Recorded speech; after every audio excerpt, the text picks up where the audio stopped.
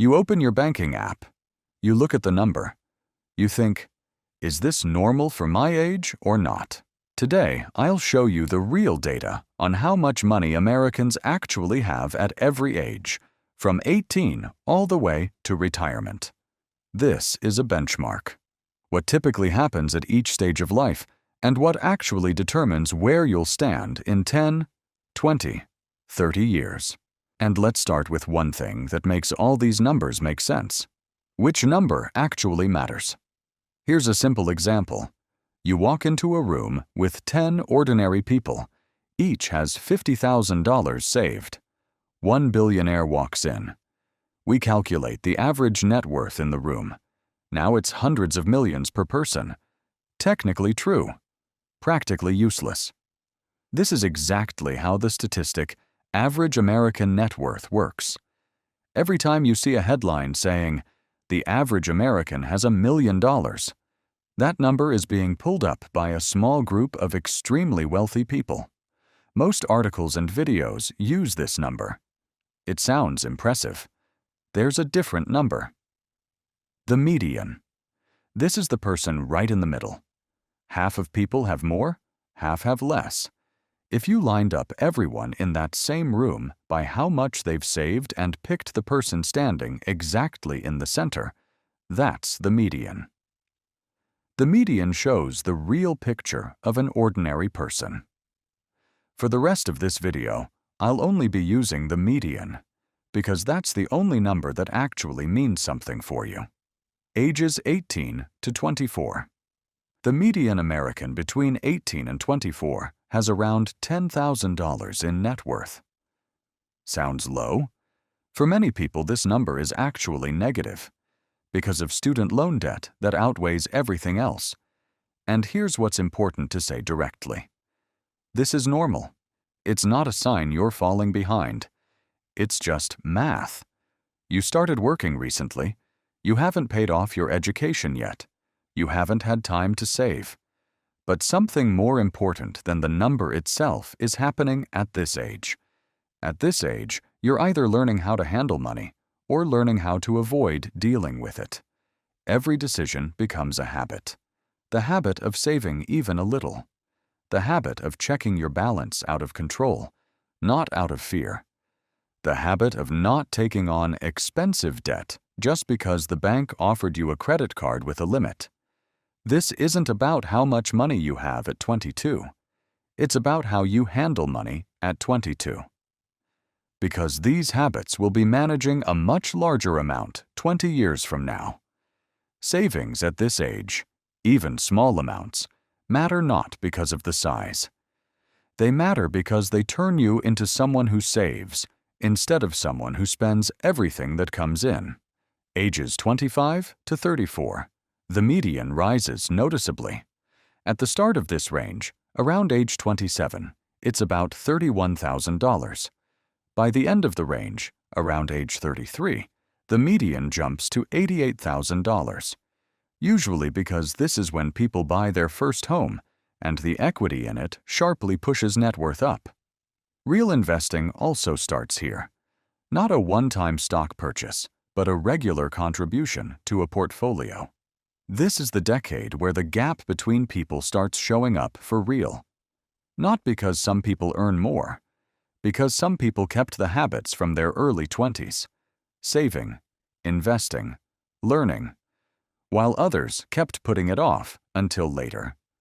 Later is the most expensive word in personal finance.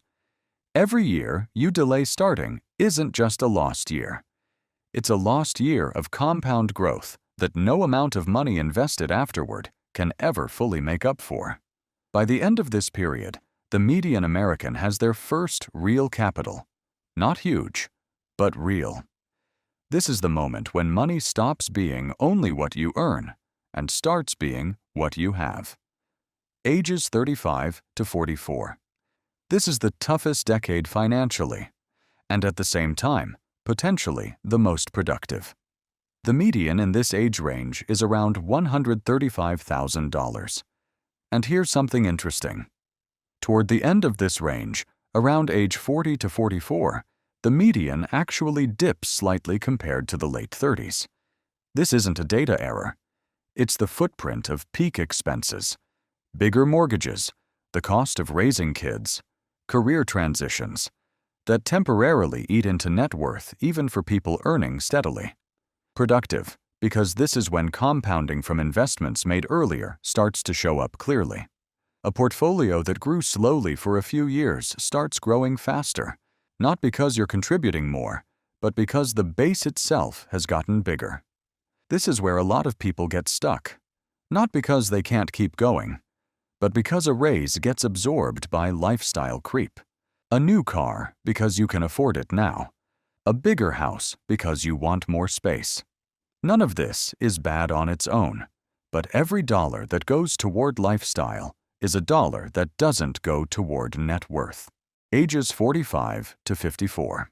The median rises to between $215,000 and $265,000, depending on the exact age within this group. Here's where things start getting really interesting. The gap between average and median net worth becomes enormous starting right around this age. For Americans in their 50s, the average net worth can be several times higher than the median. Why here specifically? Because by your 50s, 20 to 30 years of compound growth finally become visible to the naked eye. Someone who started investing at 25 and kept contributing every month sees their portfolio growing not linearly, but exponentially. Someone who started at 40 has half the years of growth. This isn't a difference in salaries. Most of these people earned similar amounts throughout their lives. It's a difference rooted in one decision made many years ago, starting earlier or starting later. Ages 55 to 64. The median in this age range is around $320,000 to $395,000. This is the peak of most people's financial lives. Kids have grown up and are no longer dependents. The mortgage is close to paid off or already paid off. Income is at its highest right before retirement. This is exactly the age where the gap between average and median net worth reaches its maximum over an entire lifetime. People who invested consistently for decades see a result that looks almost unreal compared to those who saved irregularly or started late.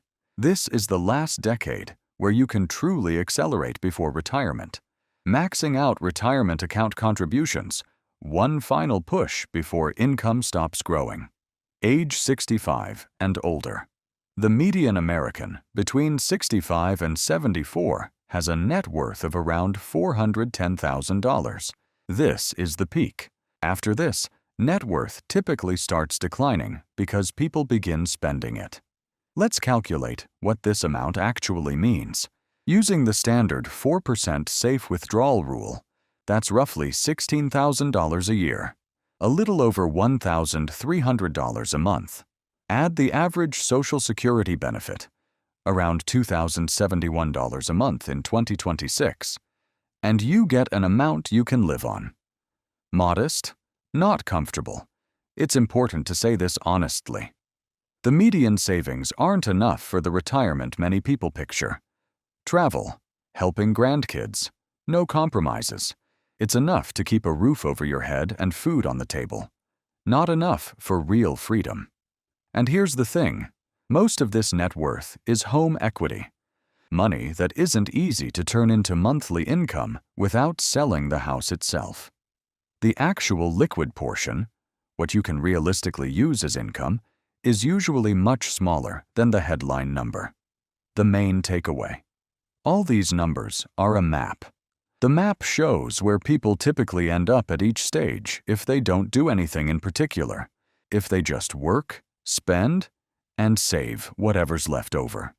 But the map also shows something important, a gap that opens up in your 50s between someone who started investing early and someone who started late. That gap isn't explained by luck or salary. It's explained by one decision, starting earlier. If you're 22 and your net worth is negative because of debt, you're not behind. You're at the starting line. If you're 40 and your net worth is below the median, You still have 15 to 20 years before that gap becomes truly visible.